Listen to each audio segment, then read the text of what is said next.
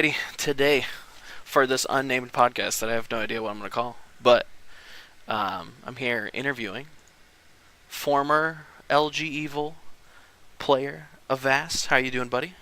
What's going on?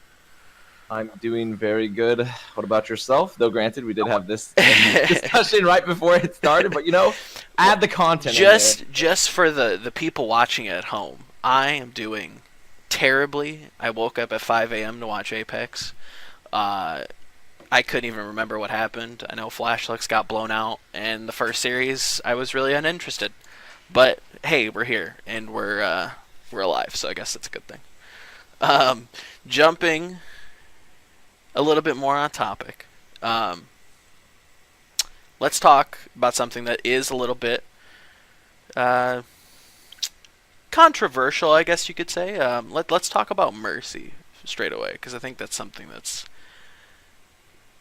interesting to see what the community's reaction's been so far, and seeing that is indeed interesting. These videos pop up from Korea with these weird PTR Apex testing tournament that they did, and with Gambler's weird video that he put out.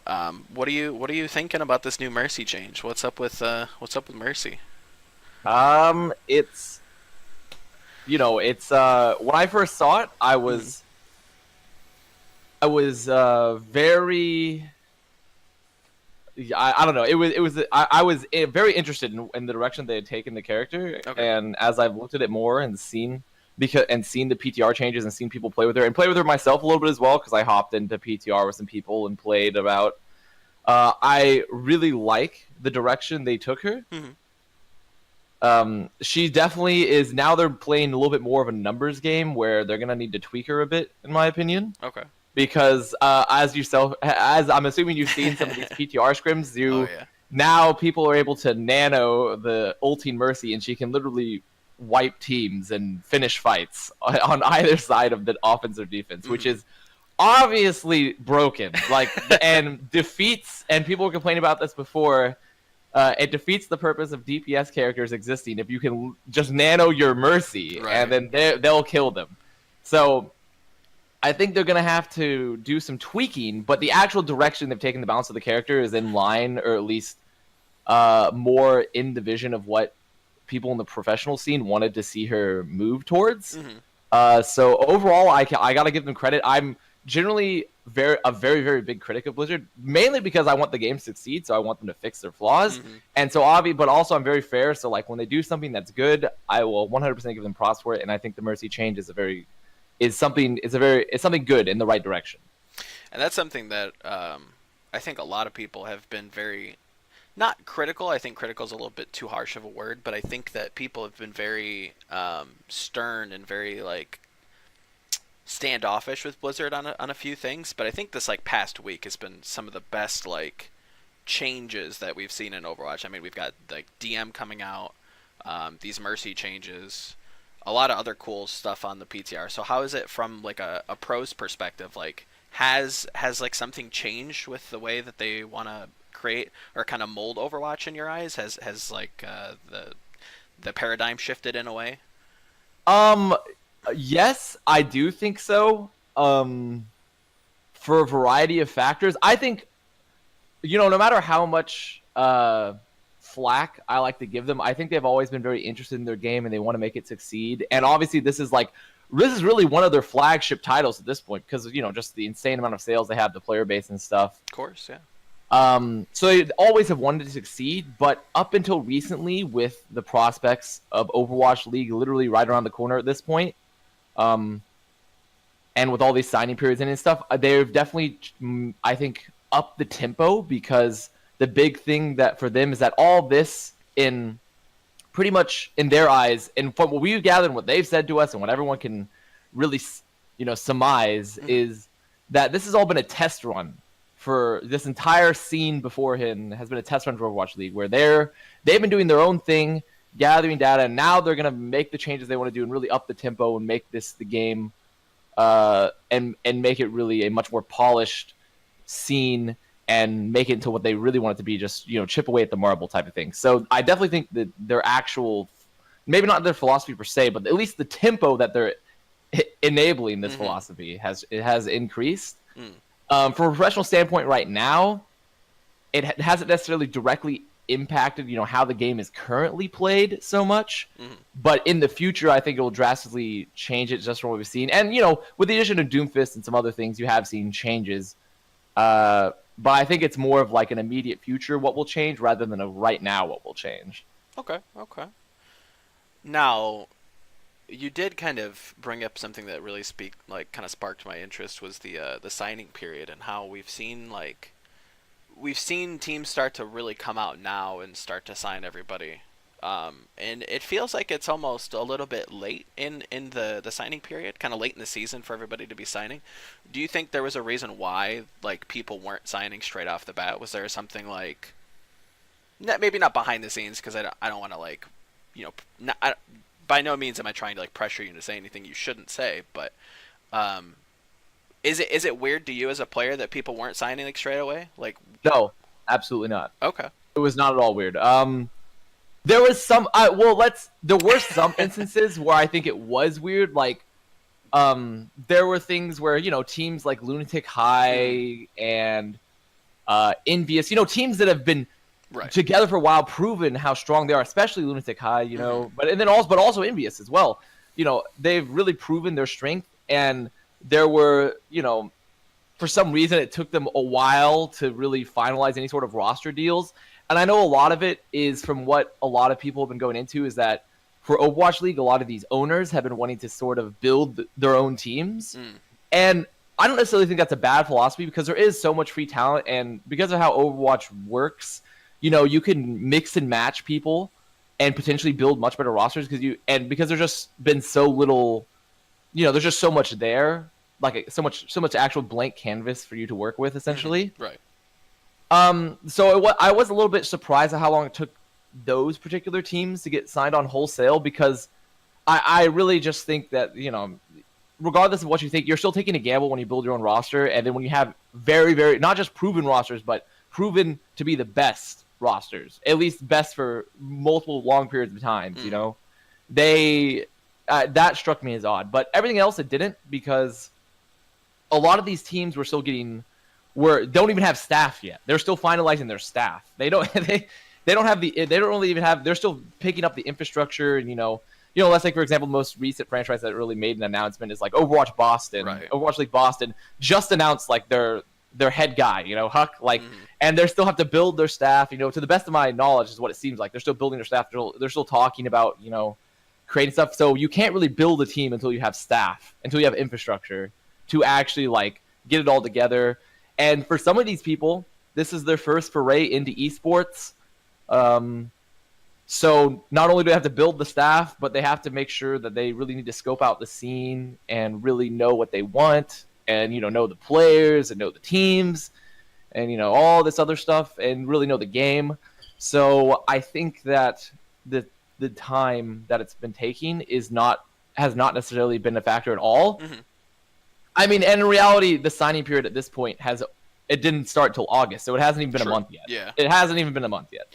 But that definitely was something that I've heard echoed with a few people that I've talked with in around the community, was that they were concerned with people not it was weird to them that they weren't immediately signing off the bat, and it was just kind of interesting. I'd like to get everybody's thoughts on that, because I think it's interesting to get. I mean, for sure, I would say that there are very specific instances where I would say signing off the bat is. I was scratching my head. I was pretty puzzled about it. Right. And also from my own perspective, I would say maybe if you wanted a more stable scene right off the bat, you could have just signed a lot of teams wholesale and then got the ball rolling. But from the time they still have allotted to them, along with what they really want to create, I can understand why it's taking more time, especially with all these factors into play. For sure. So I really don't think it was really more of an issue of this whole thing needs to be made. Right. You need to build the building before you fill it with your actual employees. For sure. So I think it's a very different scenario. Now, something that is just breaking to the listeners at home, Jacob Wolf just posted an article on ESPN. I'll link it down in the description somewhere. wherever, or I'll put it on the screen. That Blizzard is helping these new franchises to create new brands that won't be specifically tied to existing esports organizations. So there is not going to be any like Cloud9 Niners, right? Like it's going to be a new kind of IP to go with Blizzard's new IP, which I thought was a little strange. Not strange, but it's a different take, and wanted to get your thoughts on that. Like, what would you rather have like a Cloud9 Lunatic High, or like a Immortals, I don't know, LA Immortals, if you will? Like, is it weird to you that they're kind of changing these brands around? It's not weird. In fact, it's completely predictable for what they've wanted so far in the scene and how they particularly are approaching the game. Because, as you know, a lot of other esports, they're moving towards, as the, essentially the money, the value in esports continues to grow, and more traditional organizations look at it and like see the potential and they're already investing in all these things. It becomes more and more apparent, especially as it could really just mirror in some ways, the development of more traditional, longer lasting sports, that it's always going to move towards away from these sort of endemic organizations towards franchising. But it's obviously a very different change because the entire esports culture up until this point has been endemic organizations. Right. There hasn't necessarily been franchises, especially not tied to geographical locations and with, revenue sharing and blah, blah, blah, blah, all this stuff that you see, all these other economics and economies of scale that you see in bigger, more traditional sports. So it's definitely a shift. And it's different, but I'm not going to say it's bad or unpredicted because it's what Blizzard has been wanting this entire time. And it's what other esports as well are moving towards, with LCS moving towards, franchising and all this other thing. Really, the only other sport that hasn't really hit that point, the only other two, I guess, that haven't really hit are the Valve ones. Right. With, Dota 2 and CSGO. Right. But personally, in my opinion, I personally think they will be moving towards that at least some point, especially if these particular models are successful. Right, yeah. So that's for sure. That's what I'm thinking. That definitely makes sense.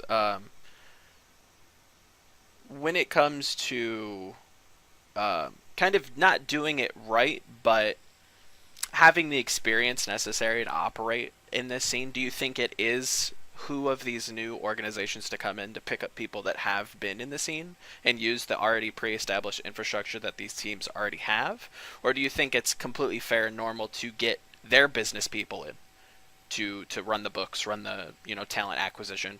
Do you think which side do you play there? Which area do you think? To clarify the question, are you asking whether these new franchises should have their own entirely different group of people that they bring on other than the endemic organizations? Yes. Well, I will say that more than likely, the second option has happened because there isn't any other people they can get with insight into the scene. Do you understand what I'm saying? There is no other talent available for them to bring on. Okay. The only people to be hired to fill these positions are people that were already within the scene themselves. Exactly. Now, they might bring in their own talent, to manage other things like production and, everything else that isn't specifically esport and player and scene related. Everything else that you need to create a functioning ecosystem and create a functioning team. But in terms of the actual talent involved and development of teams and players and building, the only people available to fill those positions are people from within the scene currently. And if they were to bring in other people that weren't from this scene, then I would 100% disagree because they just don't know what's happening. And I would say the same exact thing for any other esport. Because you can't just bring people between scenes, especially esports scenes where it's like a little bit less I guess, or a little bit more esoteric, as in like, more specialized, as in like you can't just like, you could maybe see someone from, a soccer team maybe moving to a different sports team of some sort, like baseball, or, because it's the knowledge is more widely out there. There's more, money and development per se. But in esports, I just don't think it's possible because also I think there's a lot more specific nuances. So that's really my take on it. For sure. No, I completely agree with you there. And that's, I think, something that anybody who's been in esports would tend to agree with you with. I think there are merits for the other argument as well, where you have people that are a little bit more business savvy than people that are in esports that tend to be a little bit younger, a little bit more kind of uh, not flippant, but just it's like a fresh community in a way because like esports isn't really that old compared to like football and basketball and very traditional sports. So it is a very interesting topic to kind of throw around sometimes. But something that you kind of created not too long ago was this map video that kind of went in depth and really colorfully talked about Blizzard's map design choices. Why do we hate elevators? Why are we elevators? Why do we hate elevators? Well, first of all, I have a personal grudge against elevators because as a child, I was stuck in one. Oh, are you? Wow, that's kind of terrifying. Yeah, I know it was very upsetting to me at the time. So I still don't like. I still feel relatively uncomfortable around them. Fair enough. And a game design standpoint, elevators are terrible in a game like Overwatch because they. You know, I use the term RNG, and they're not actually RNG. They're not random. Sure. But you have no control of when they raise and lower. You sort of just have to time it to where, and there isn't really any external timer other than the actual looking at the elevator itself, which you can't necessarily see anywhere. Right.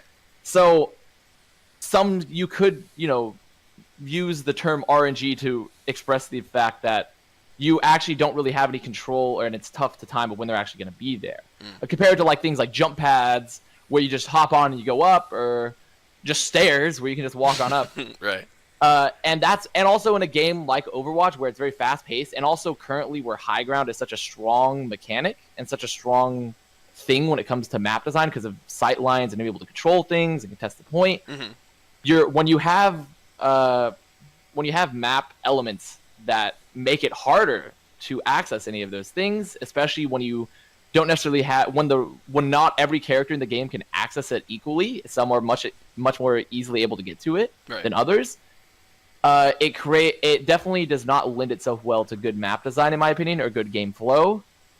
And like I said in my video as well, I think in some ways it can in fact promote the use of certain characters and compositions over others because they're just, regardless of their parodies and strength, if you have two things that are the exact same alike, they can both, let's just take for example, if we have two guns and they both have the same clip size, the same damage, the same accuracy, but if one can reload faster, obviously you're going to take that one because the slight advantage is better than no advantage. Right. And so I think being able to, especially, and it's even more pronounced when it comes to things like movement and map design in games, because if you're able to access these elements of the high ground much more easily and fluidly than others can, I think it can make certain characters less viable than others. So, you did mention the jump pads, and that's something that I've heard has been a little bit polarizing. Not obviously as much as the elevators, because I feel like you and I believe Mangachu has been very, very vocal about there's been dislike. Lots of people that don't like elevators. It's been a commonly shared theme forever in the professional scene, but it just hasn't really been talked displayed about to the public. So definitely. Do you think that or do you find jump packs to be okay?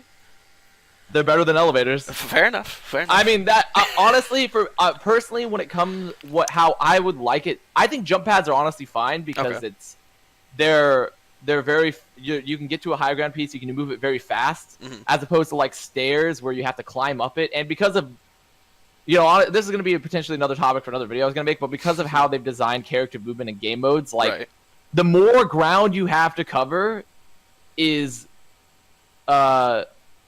really a limiting factor in some ways of how you approach fights because time is so valuable in Overwatch. Yep. So I prefer methods that you get there faster, like jump pads, as opposed to stairs, unless it's a very integral part of the map design. Okay.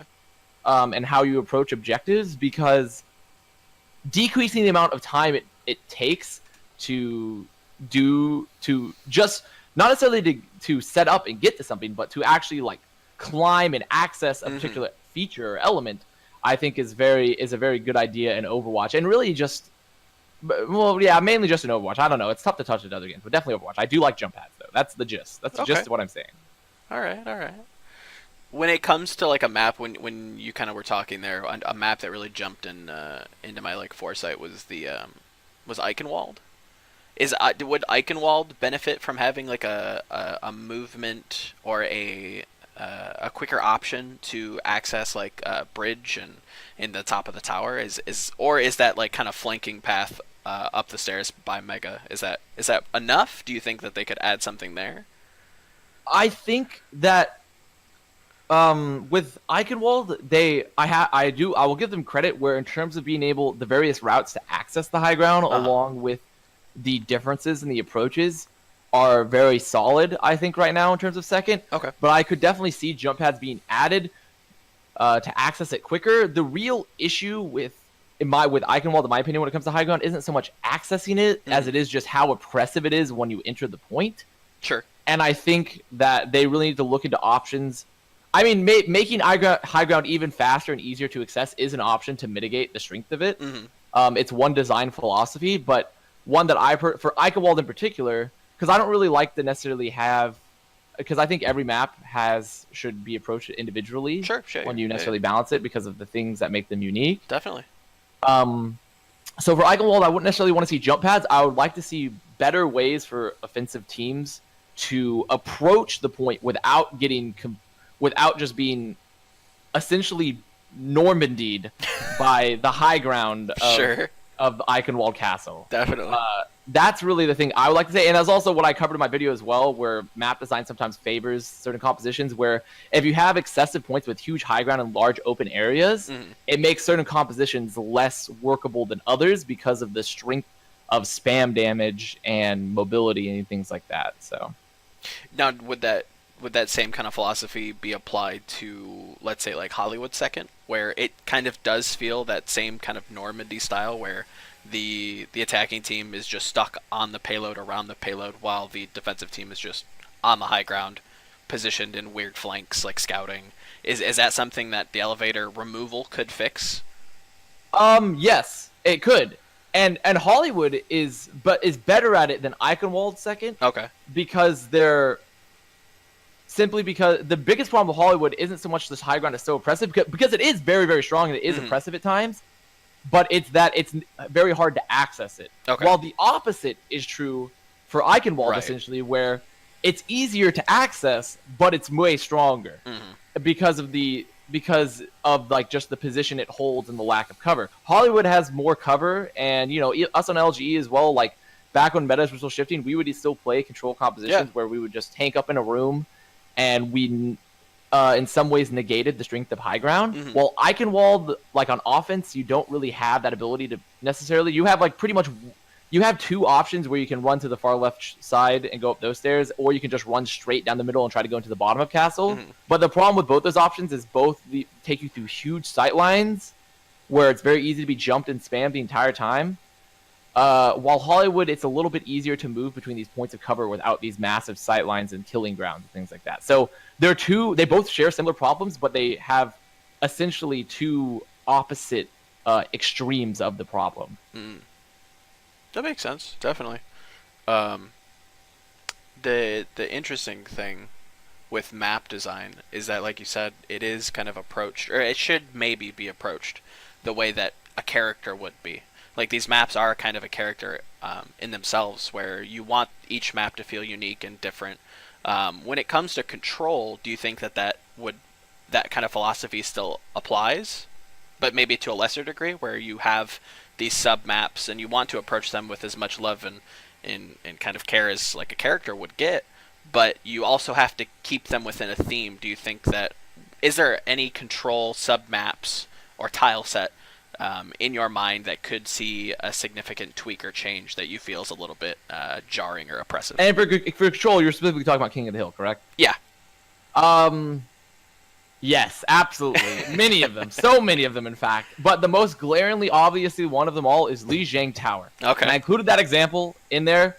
And, I made the claim in the video that you couldn't swap the actual individual maps within the actual large map of Li Jiang. Yeah. But then someone in the comments was like, oh, you can. I was like, oh, I didn't even know that. So my bad. My bad, Blizzard. I didn't mean to. I don't try to overly nag on you. But most specifically is the stage garden, Yeah. where it's the bridge that you can approach on either side, and then the weird like white hallway. Sideway. Yeah. Oh, that map is awful. Oh, it's bad. It's the fact that you have 2 chokes and entrances, both hugely spammable, and you have to approach over a bridge through treacherous terrain and so many environmental hazards that you can easily be booped off of, that you have that it's tough to control and predict at times. Like you can if you play it very well and you move very fast, you can, but it's just why do you make it so insanely hard to enter your point? And then your second option, your only other option, your second option brings you to tons of sight lines. It's a very long approach, so it increases the time. And on top of that, even when you're still re-entering a point, it's a very small choke with environmental hazards on either side that you can be booped off of. So that is one of the most glaringly obviously things that I hate unnecessarily. Like, I'm fine with environmental hazards because it gives, an extra element to the map and allows characters to sort of make dynamic plays, but not necessarily when your only way to enter the point is just sparse or not sparse, it's just filled with environmental hazards, and it's very, very just everywhere, really. It's just everywhere. And I don't like it. I think it's another poor choice of map design, especially since. So I definitely think that particular Koth map can be changed. Some of them are better than others, but the biggest theme with Koth to why they, in my opinion, need to be changed is the re-entry to points after you lose a fight, because of some of these themes I examined in my video. Like they don't have enough entrances, and the entrances are extremely spammable. And then, like I just talked about before, where they're filled with even more treacherous environmental hazards that can be tough to mitigate. I think that's a big problem with King of the Hill, because I came from I played a game before this called Team Fortress 2.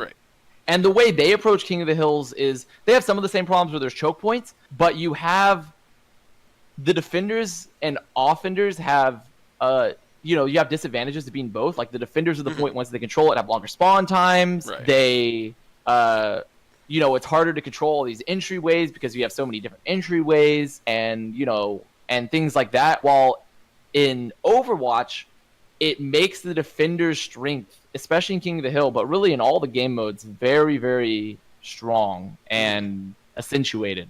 So I think those are particular map design problems with King of the Hill that can be addressed in terms of re-entering the point. Something that was recently changed, or is seemingly being addressed, is the best of 5 versus best of 3 kind of debacle around King of the Hill or Control. Were you... well, okay, so let me ask it this way. From a player's perspective, is best of 5 that detrimental? Personally, I don't think it is. Honestly, this is an area where it's once again an area where it just comes to how Blizzard sort of wants it to be designed, because I think there are pros and cons to both. There isn't clear advantages to either one. Because in best of 5, you have the ability to, if you mess up on a stage, you still have chances to bring it back. You can create more competitive games, closer games because of it. But in BO3, you don't really have, like, if you mess up a stage on BO3, you have one stage to get it right or you lose. Like, it's over. While BO5, you have 3 stages, and they're going to be 3 different stages, and one of them might be more to your liking than others. You might be better at one stage than the other, so you can still have a chance. But also that creates problems as well, and what a lot of people have complaints with is for BO3, for BO5, I should say, compared to BO3, is sometimes you'll go through all these 3 stages. You've gone through your 3 unique stages, 3 different ones, and then the team that's better at one stage will re-roll that stage they're better at than the other team, and so they'll win the next round and actually win the game. While BO3, it means you have to be equally good on all the stages, so you're prepared for all of them, and you can't just be better at one particular stage and hope to roll it twice over. So there are definitely, and then also some people say, like, it, Koth games get too long. I think I don't really think that's necessarily a really important issue because of how fast paced the game is in general. But but I can definitely see in terms of people necessarily re-rolling stages they're good at and the opposing team isn't, to be an issue versus when it comes to BO5 versus BO3. but also BO5 allows for more competitive games. Sure. So I think it is really, at the end of the day, it's just how does Blizzard feel like they want to do it, and you have both advantages and disadvantages to both. Mm-hmm. So, me personally, I had no problem with the BO5 King of the Hill. Mm-hmm. But I'd be perfectly fine playing BO3 as well if that's what it came down to. For sure. Okay. Now, something that was or is kind of interesting to get a pro player's perspective on is how do you like Control or King of the Hill? Is that something that you enjoy? Because it seems like the community or the viewers, the people that, the hardcore people that go in day out and watch Overwatch wherever it might be hosted, they like Control. Control isn't terrible to watch. There are people who dislike it, but it seems a little bit more negatively looked at, where it is kind of just crazy and it's hard to spectate. Whereas from a player's perspective, is it fun for you to play Control? Do you like playing Control? Is it something that you would rather play over, let's say, like 2CP or Escort? I don't know. What are your thoughts on that? I've always been mixed on my thoughts. Okay. Some points I really like Controls, others I didn't. I think the biggest thing to say about Control is if these elements of making re-entry so incredibly hard for someone that's trying to retake the point were removed, I would definitely not feel. I wouldn't be too hesitant to say that Control would definitely be one of my favorite, my favorite game mode potentially. Okay. Because that's really my biggest beef with Control still, is that because it has like it's a lot faster pace, it's good fighting, a lot of it, it's just like, it's not so much based around controlling map elements. Now you could say it removes some of the strategic elements you see in 2CP and sure payload, and it's a lot more involved with more of actual team execution in terms of fights and DM elements in fast-paced game, and I'm fine with that. A lot of people have problems with that. In some ways, it comes down to personal taste.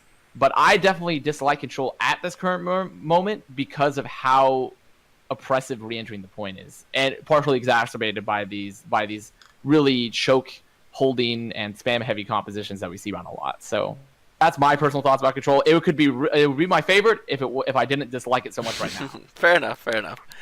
That definitely makes a lot of sense when it comes to just how the nature of Overwatch is played just in general.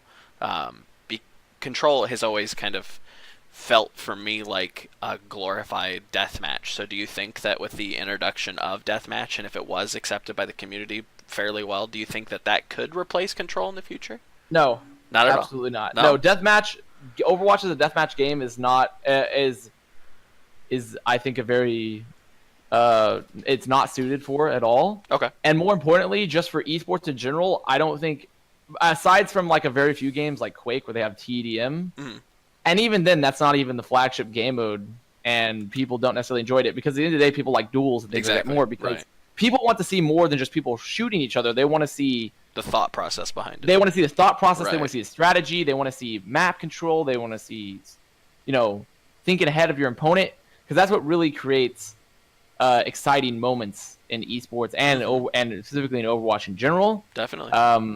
Because even in CSGO, where it's maybe a little bit more DM-oriented, there's all the, you have to talk about all the rotations, you have to talk about smokes, you have to talk about flashes, you have to do, all sorts of, inflating fire, how you approach points, and there's so much more to it, and so much strategy than just shooting the opposing team, than actually just deathmatching with them. And Overwatch in particular is a game I don't think that's at all suited to that game mode, and objectives are core and central to its gameplay and the viewership experience. So, jumping into that kind of core Overwatch experience, talk to me from a pro player's perspective on how and why it seems like teams that just throw together just this amalgamation of talent just seem to succeed. Where is that disconnect that teams that should and do stick together, they don't fail, but it's very odd to me that teams like Envious and with FaZe doing as well as they did, because I didn't have them coming out. We did some predictions with some of the Winston Slap guys, and I didn't have them doing as well, just because I thought that synergy that built up team cohesion wasn't really there just yet, so I didn't have them doing as well, but they came out and they really performed. Where is your kind of take on that? Am I completely wrong? I mean, I don't necessarily think you're wrong. I think there's more nuance to it than just saying throw all these star players together in some sort of, just a humble job of things, and you'll have a great team. Because we saw that approach taken with other teams in the past, like NRG. That's true. And they completely folded. And there's been all sorts of experiments in Overwatch, most notably, obviously, NRG. And and you can take for plenty of examples. I don't think necessarily Envious is a good example of teams that are just throwing together a bunch of star players. Envious as a roster has been together essentially from the inception of the game. That's true. They've only really changed one player ever. They've changed two players. Mm-hmm. There was their DPS slot to effect. Right. And then obviously they swapped Internet Hulk out for they just swapped him out and moved and got a different setup there. They got a different coach and things like that. Yeah. So I really don't think that it's really as black and white as, here's star talent and here's a team. It really is dependent, and part of the reason why these Overwatch League team owners and some which want to build their own teams, and that you really don't know you really don't know how good a team could be until you build it. For sure. And you do have teams with proven track records, but are they the best iteration per se?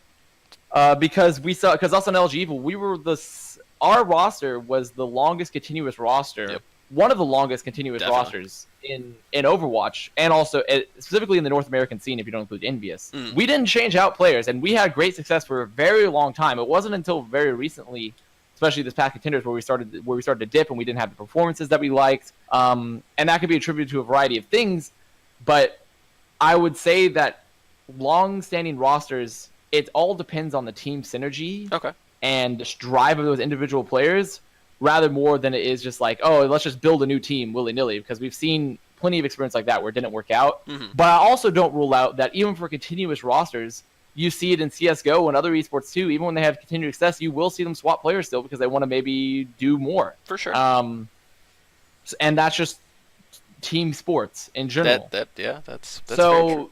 I think that it's more nuanced to saying build a team with all your favorite players, because also something that is neglected a lot, and something that a lot of times these star players from teams, you'll have players from teams that weren't doing well move to another team and start doing great. Most specifically, all sorts of players from XNRG. Oh yeah. That are on that are all on what is now FNRG FE and stuff like that. And you have players that were doing really well that went to teams that didn't do well. And a lot of how players interact and how you perceive them is dependent on team synergy and how they're supported and how their team environment works. And it's sort of a conundrum for players as well in Overwatch in particular, especially for support players, I think, and tank players to some extent, where you're not necessarily the flashiest player. Your whole job is to support your team. You don't really ever get, aside from a very few standoff perspectives, and even then are pretty few and far between.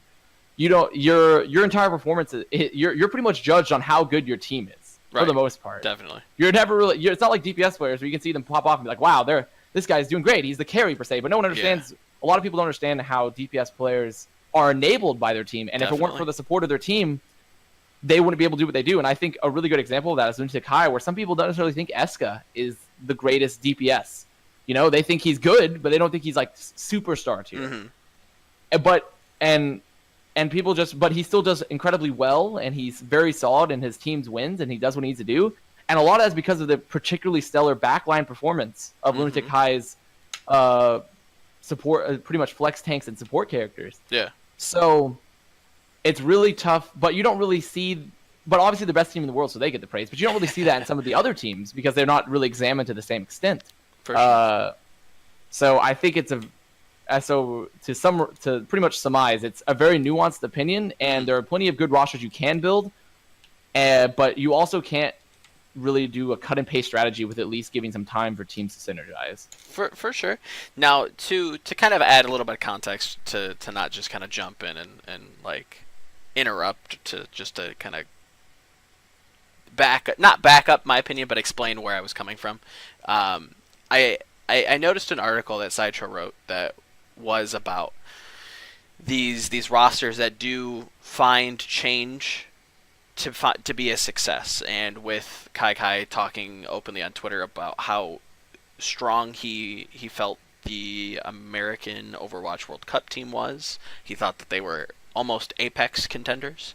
And from the rumblings and rumors that I've heard around NRG currently going into the Overwatch League, I find it very interesting that these teams not necessarily are thrown together. I guess that was a bad way of putting it, but they do find cohesion very quickly, almost, where it obviously is a very strong thing. And I think that even from my own personal philosophy, I wish teams would kind of draw out that roster life a little bit longer just to get the full story behind it. Because I think that LG Evil did it really well, and teams in other esports like CLG, I think that they do it considerably well, and it's something in esports that I think is not lacking, but I kind of personally, for my own weird reasons, I wish they would kind of extend the roster life. Just to add a little bit of context to that question, it was kind of just this oddity that I think is strange, that these rosters are seemingly having success with very little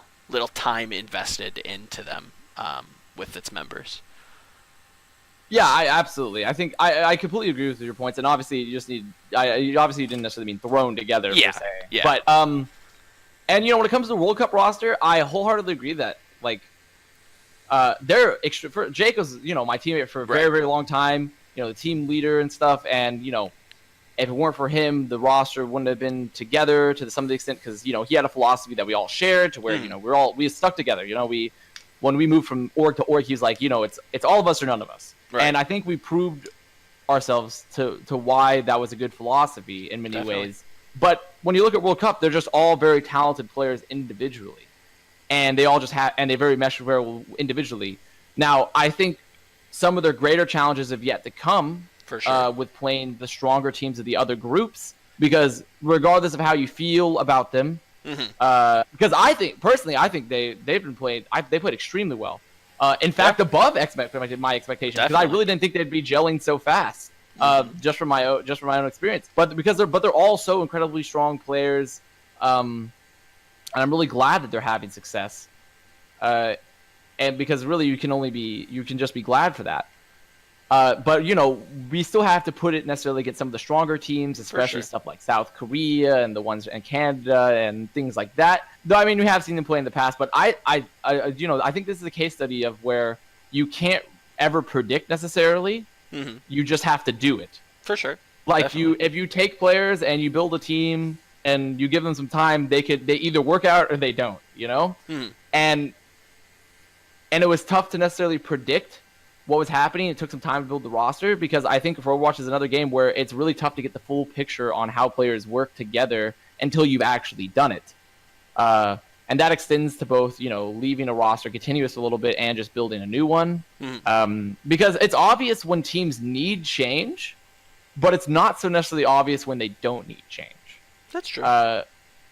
Which I think is something that needs to be worked on in Overwatch more, because it was obvious FaZe wasn't necessarily happy with their results, so they built a new roster, then they had great results. But I mean, before that, they were doing, for a very long time, they were one of the best teams in the world. Yep.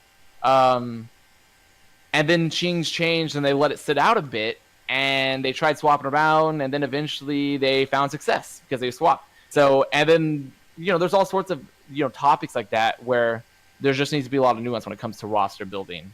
And it's just something that has to be worked out a little bit more as time goes on, because really with all this free agency, you're really going to see all these mismatching of people that you didn't necessarily I didn't think about this, but then I see them and they're doing really great. And it's just it's what I call the FNRGFE effect, where you have you had all sorts of players that you didn't necessarily think were incredible on all these variety of teams, and they come to the forefront and they realize that it was really just a team synergy issue. Right. And they are really good, like Clockwork and Mumu from Gale Force Esports, and just the list goes on.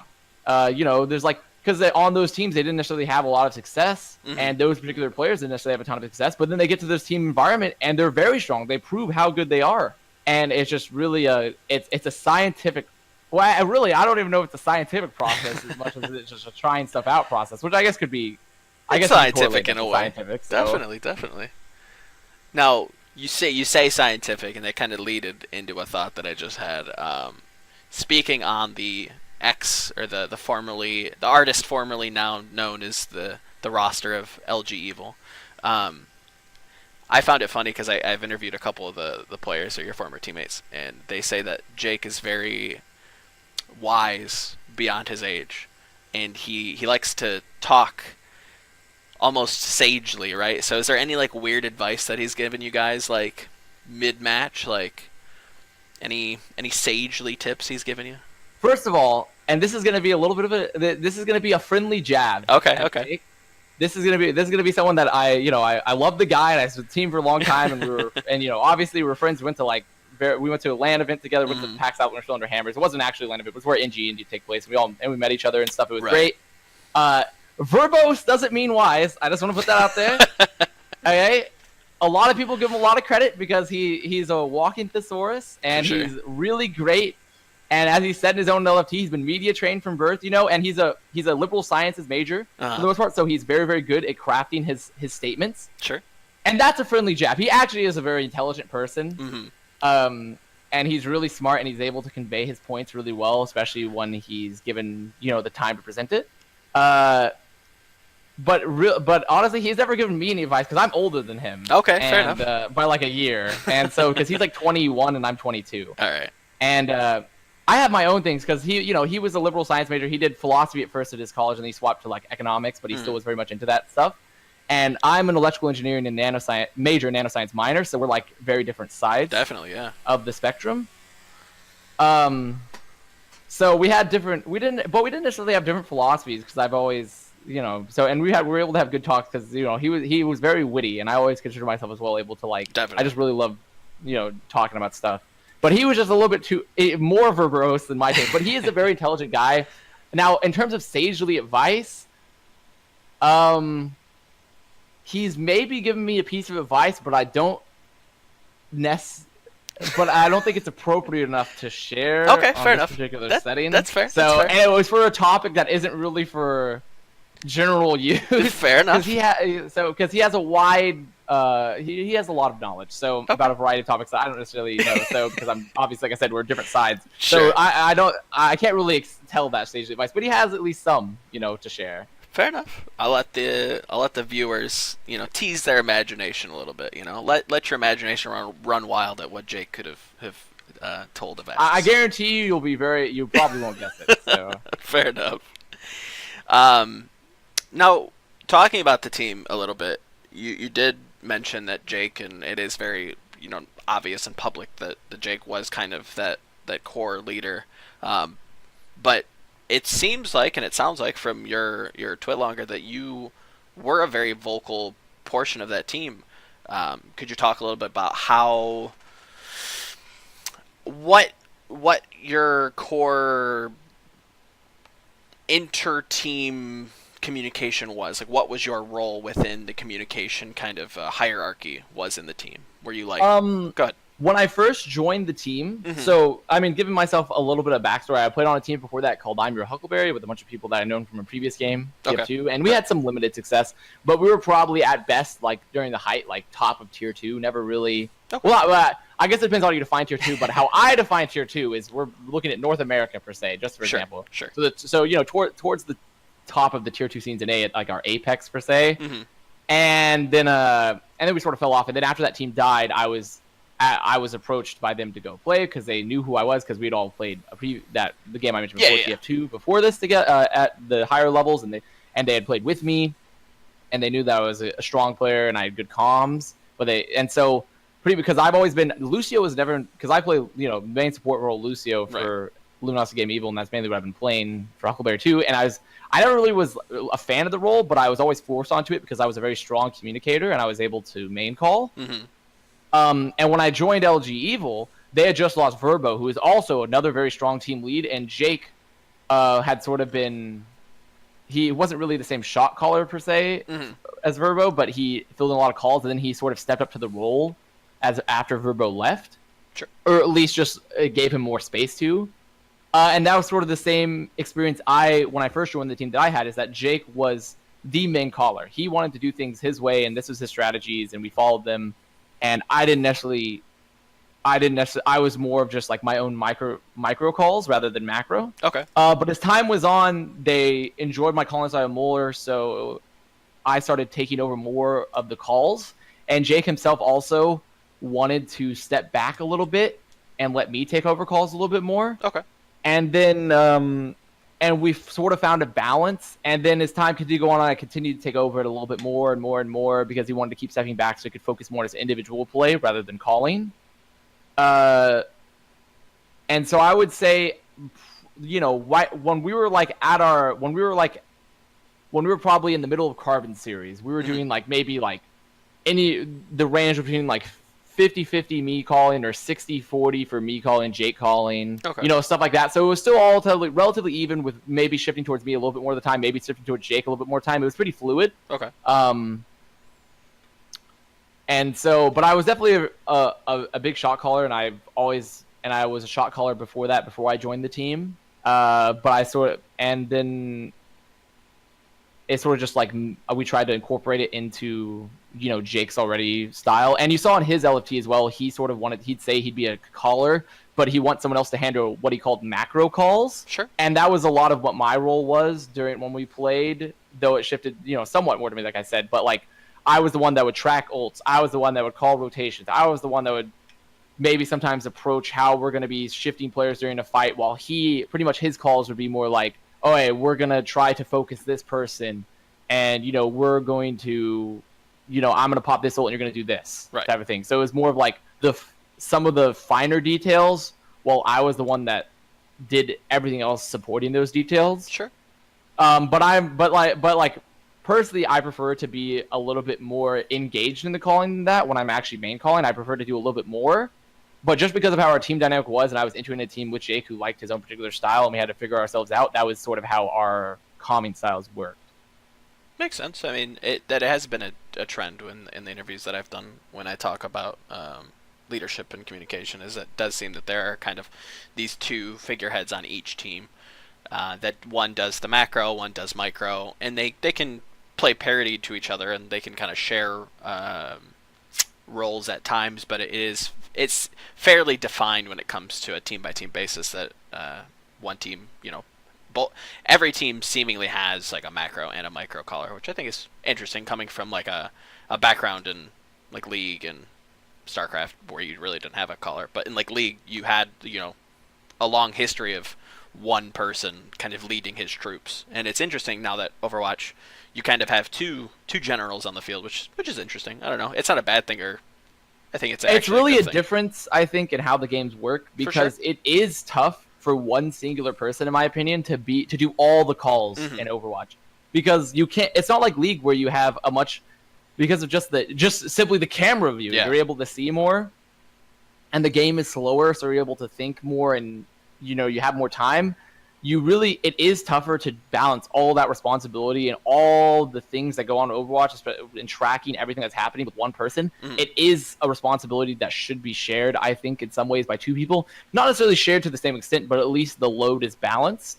Or if you have an even more fluid calling style, like everyone is contributing their comms and you just sort of have one person organizing it and making it into a plan. Sure. So I think it's just a fundamental difference in the games. And a lot of times when a person says they're a main caller, they're describe what I said, where they do a lot of calls and they do a lot of the macro calls, but a lot of some of the more micro plays themselves, they might leave to others. For sure. Oh, that makes a lot of sense. There is a lot of information that is being lost with the camera angle and the way that it is. Where in League, like you said, it is a very like isometric view. The top down, you get to literally see everything if you wanted to. So yeah, a lot of information is lost being played within the FPS kind of a point of view. So the more people, it seems like, that can communicate, it is the better. And that's something that kind of that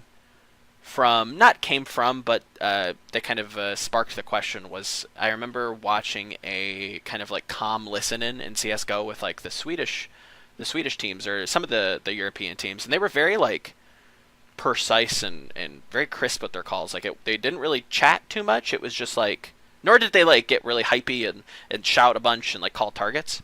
kind of like how it is in Overwatch at times, or at least it seems like it is, where it was very calm, collective, and it was kind of refreshing coming from like Halo, and where it is lots of just shouting callouts and shouting targets, and kind of somebody's trying to form a plan. It is kind of very hectic.